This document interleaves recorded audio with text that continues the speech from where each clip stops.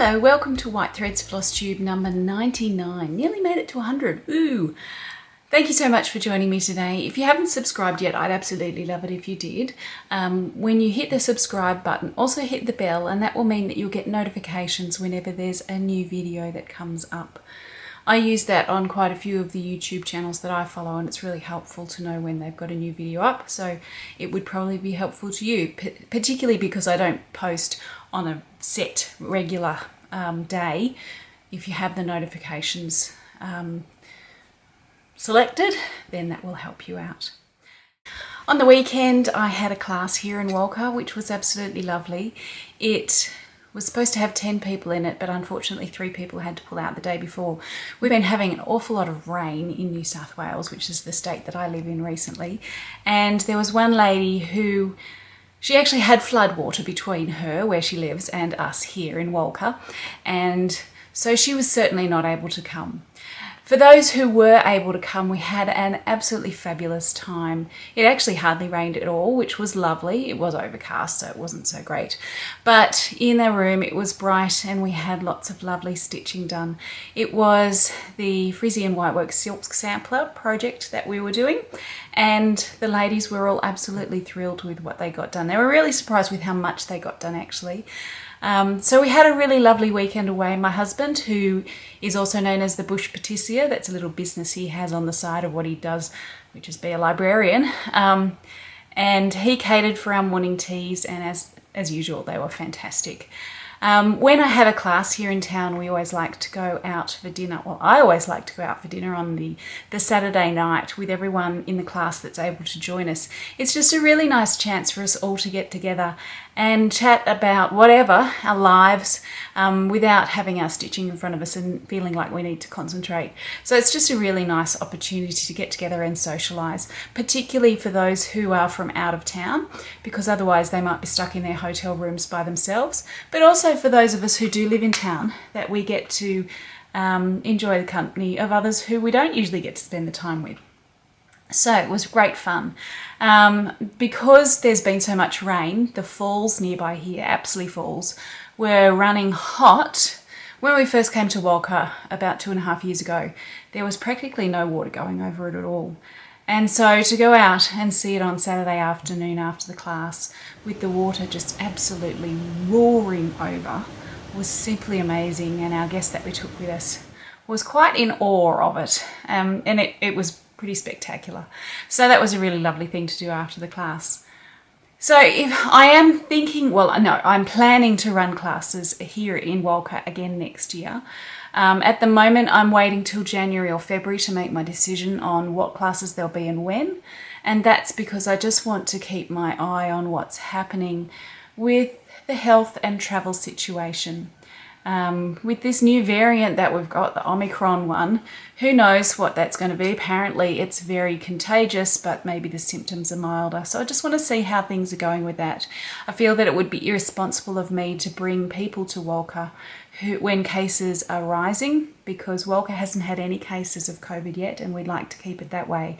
We're a little country town that's been hit hard by many things over the past few years, including drought and bushfires, and we don't want to be hit by COVID as well. So I need to be mindful of my community that I live in, as well as the fact that I really love people to be able to come here to do embroidery classes. So I'll probably be making a decision on that in about January or February, and you can keep an eye out on here for those classes when they are scheduled. Hopefully they will be, and you can also keep an eye out on the classes pages of my website. It's also the sort of thing that I advertise on my Facebook, and it would go onto my blog as well. So just keep an eye on that if you're interested in coming to a class with me here in Walcha. And hopefully we will be able to have some of them next year. I could schedule them now, but there's such a good chance that they might not run that I don't want to take all of your money and then have to refund it to you later on. I'd rather just know with a little bit more certainty that it's likely to happen before actually putting them up for enrolments. So that's my thinking on that. Now, one of the books that I took along with me on the weekend to show the students was this one here, which is called Letter Voletta, And it's a Dutch language book put out by the Fries Museum in Leeuwarden, which is the museum that I went to do the research for my Frisian whitework book. And this book has many samplers in it. Some of them are cross-stitch and some of them are whitework ones, but it is an absolutely gorgeous book. Trying to get this in shot. Not the easiest thing to do. I'll go this way. Yeah, that's better. And I can just show you some of the pages. There are many beautiful samplers that you can pore over in this book. Lots of history. Now, as I said before, the book is in Dutch. So it is not, if you don't speak Dutch, don't read Dutch, then it's going to be a little bit difficult for you to access the text. But I have had some success with the pages that I really, really wanted to read, or the captions that I really, really wanted to read. You can laboriously type them into Google Translate and that might work. I haven't actually tried using Google Lens on it. That might work. That's an app that I have on my phone. But yeah, so even if you don't read or speak Dutch, there are aspects of this book that make it worthwhile having. I have actually no idea if it's still available. Can't even remember when it was published. Let me see. I will put up the ISBN details for you in the episode notes. I can't find the information. This isn't helpful, is it? Okay, I will find that information and I'll put it in the notes down the bottom. Or maybe I'll put it on the screen so that it comes over what I'm saying. So yeah, beautiful book. Absolutely gorgeous to look at. Lots to drool over and highly recommended if you can get a copy of it. Right, so that's that. Now what I wanted to show to you today was how to use a hoop and why you might want to use a hoop, and when I don't use a hoop and when I do use a hoop. So I'm the sort of person that's always done my hardanger, which is where I basically started with my embroidery in hand. I don't use a hoop for it, and I've got some really good reasons for that. I find that it's easier to get the rhythm of the movements happening when you're not doing this and this and this, but when you're doing a scooping method. And I find that that's a really easy way for me to get the stitches working right. I have taught some hardanger classes where the people were doing it in hand and they just couldn't get it. As soon as they put it in their hoop, it all magically became clear to them and everything made sense. So there are some people that are hoop people and some people that are not hoop people. And there are some people like me who are hoop people sometimes and not other times. A technique that I never ever use a hoop for is Sardinian knotted embroidery or point à nu. And the reason why that is because it's all worked on the surface of the fabric. And if you had the surface of the fabric in your hoop and you were trying to scoop your needle into it, it would actually be really difficult. It's much easier if you've just got it in hand to do it. So that's why I never ever use a hoop for Sardinian knotted embroidery. For other sorts of embroidery, if it's a counted embroidery, sometimes I will use a hoop and sometimes I will not use a hoop. If it's anything being stitched on the bias or on the diagonal, such as diagonal satin stitch, I will always have it in a hoop because you have the ability, particularly on the diagonal, to pull those threads in too tight and make puckers really way too easily. And if you've got your fabric in a hoop, that will stop that from happening. So that's why I always would have it in a hoop if I'm doing a diagonal stitch like satin stitch, diagonal satin stitch. For things like Mount Melick embroidery, I would always put it into a hoop because it's big and chunky. I tend to leave the chunkiest bits till the end so that I can move my hoop around as much as I want to. I'm not a person that's ever used frames. It's probably because I'm self-taught mostly, and I've never been shown, well I have once, been shown once how to use a frame, but it's not something I generally do and it's not something I need to do. I don't do gold work, which is really important to have it in a frame because you want the fabric to remain flat and stretched at a constant rate. So I don't do that, so I don't need to, and that's why I mostly use hoops. The hoop sizes that I like to use are generally small ones. I've got an 11-inch hoop which I rarely use because I just find it too big. When I'm using a hoop, I want to be able to get my hand around the side so I can get to the center of it. If I'm using an 11-inch hoop, I can't get it around the sides because it's way too big. And so that's why I like to use small ones. So this is a 5-inch hoop, which I use quite a bit. I've also got a 4-inch one that I use quite a bit. And neither of these ones are mounted on a stand. For when I have my hoop on a stand, I'll go and get that and I'll show it to you. So here I have my hoop, which is on a stand, and it goes into this base. Let me move back. Yeah, that's better. Now you can actually see it. And that goes in there, mounts in there. Come on, go down. Like that. And I'm able to put that on my chair and use it. Now I'm going to just lift this up. So this is a 7-inch hoop, and that's the size that I like to use for this. This is my teaching stuff from the weekend, Saturday and Sunday. As you can see, I didn't really get very much done. So I like to use a 7-inch hoop. An 8-inch hoop would probably work fine for me as well. Yeah, so I like small hoops, but I like them big enough to be able to see a reasonable amount of the work as I'm stitching. And something like a 7-inch or an 8-inch for me for a hoop on a stand works really nicely. And it's also a small enough size that I can pop it into my bag and take it with me if I'm waiting to pick up my daughters from somewhere. Not that one of them I need to pick up from anywhere anymore because she's old enough to, well, both of them are old enough to take themselves places, but you know, if I needed to. So what I wanted to do today was show you how I mount the fabric into the hoop. Generally, I want my fabric to be drum tight. When I'm putting it in a hoop, the reasons why I want it in there are so that I can see a good amount of the fabric nice and flat, and so that I can see a good amount of the design nice and flat as I go. If I'm working in hand, I can generally only see just a little bit that's on top where my hand is. But if it's in a hoop, then there's a whole lot more of it that's nice and flat, and so I can see more of the design at once. Another thing that I want when it's in my hoop is for it, why I need it to be drum taut is because then if I'm doing some satin stitch particularly, because you can pull satin stitch too much and it can cause things to pucker if it's not in a hoop. I want it to be nice and flat because then I know that my satin stitch or any other stitch that's like that is not going to cause puckers. Another reason why I like to have it in a hoop is because it gives me across all of my stitches, not just satin stitch, better tension. Particularly if you're doing pulled thread stitches. If you work it out of a hoop and you just pull, you can actually find the whole thing shrinks a bit because of the tension that you've got on your stitches.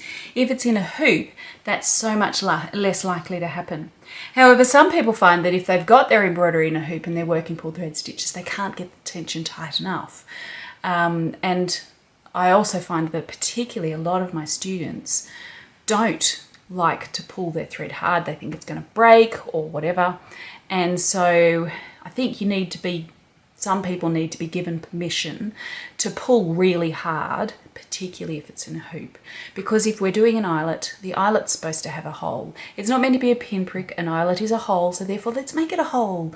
Let's make it a good size hole. So yeah, just another one of my little bugbears. So anyway, I'd like to show you how I mount it into a hoop and how I get it nice and flat and what I don't want to happen when I'm using a hoop.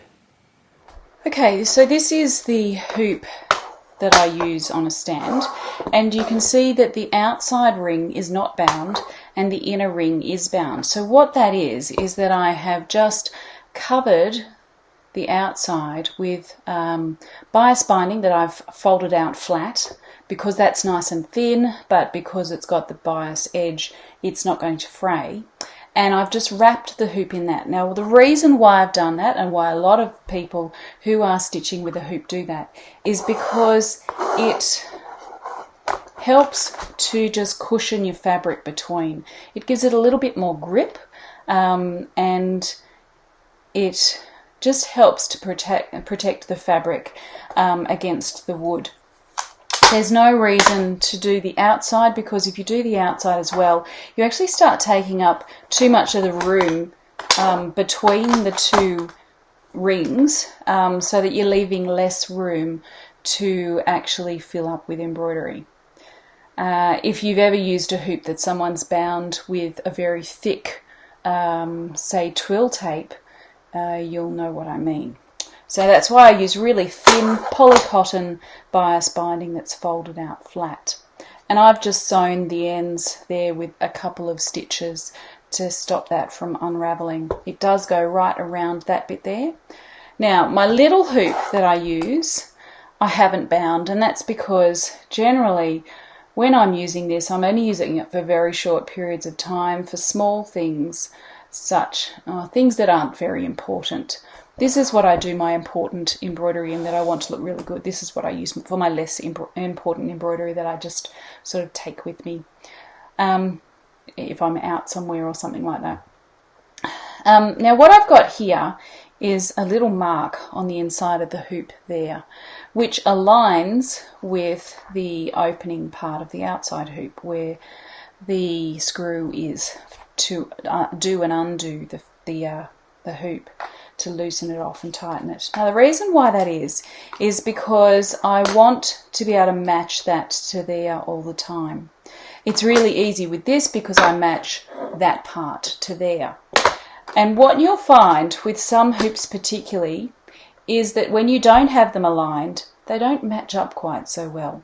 You might get gaps in between because wood, it does not grow in circles like this. It's bent to form this shape. And so it's actually bent generally in a way that it matches up, particularly in one place over another. And that is in this case like this. Now I do sell some other hoops, and these ones included, that on one side they're rounded. This one is not rounded. So this is this one here. It's not rounded on both sides, it's flat on both sides. But the deeper ones tend to be, when you've got a good quality one, rounded on one side and flat on the other. So that also helps you to be able to match it up so that you don't put it together, say, upside down.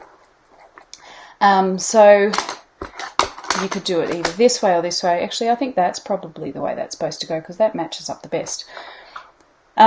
So when I'm putting my fabric in a hoop, I want to try and get that as close to there, aligning with that as I possibly can. Right, so here's my fabric from the other day. You can see that I've had it in the hoop for a few days because it's like that. Now, I know you're not supposed to have it in the hoop for any length of time, but I do. Just as a little naughtiness, I do. Yeah, I'm naughty. Sometimes I break rules and sometimes I don't. Some are really important. Okay, so when I'm putting it in here, generally, I'm going to put it in this because this is the way I would have it. I'm putting it into my stand. This is going to be quite difficult to get it on the camera. Yeah, that's not really working. Let me fiddle around with this and I'll get it worked out for you. That is pretty good. I think that shows pretty much all of the hoop. Now, I'm just going to get that out of the way. Now, if I was stitching like this and I've got threads that are already here, as I do, I would want to actually make sure that they don't get caught between the two rings of the hoop. So I've got it so that that is furthest away from me, which will help me to get things aligned. And then I've got my hoop here like this. So I put it where I want it to be on the hoop, and then I slide this over the top. And hopefully, as I do that, it will be nice and straight in the frame. And it is pretty straight, so I can see that the one lot of threads are going nice and straight that way and another going nice and straight that way. And I'm going to tighten this up. Now, there is a little screw thread or a little screw slot, a screwdriver slot here that you can put your screwdriver in and get it nice and tight. I haven't got a screwdriver with me at the moment. But you can see that as I start to pull this, it's getting tighter and tighter. And that's what I want. But what I don't want is, as I do this, to pull so that it goes really skew-if. That is not going to help you at all. You want to tighten it in such a way that your threads remain nice and straight across the hoop.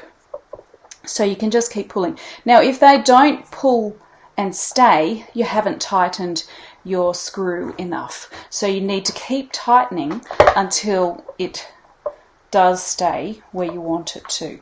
So I'm tightening across at the moment, but I also can tighten down and up as well, so that the whole thing is really nice and drum tight. Don't know if you can hear that, but there you can hear a drum sound on that. And that's how I like my fabric to be, because if I'm stitching, I want to be able to stitch. Hang on, I'll just start over here and come out and go over here. So this is just me parking my thread in a really temporary manner. If I'm going to be doing diagonal satin stitch, say like this, then I want to be able to pull that nice and tight, well not too tight, but I want to have a good tension on it without accidentally pulling it in too tight so that it puckers. And that's a real danger when you're doing stitches like this, that you could accidentally make it too tight, which is what I don't want to do.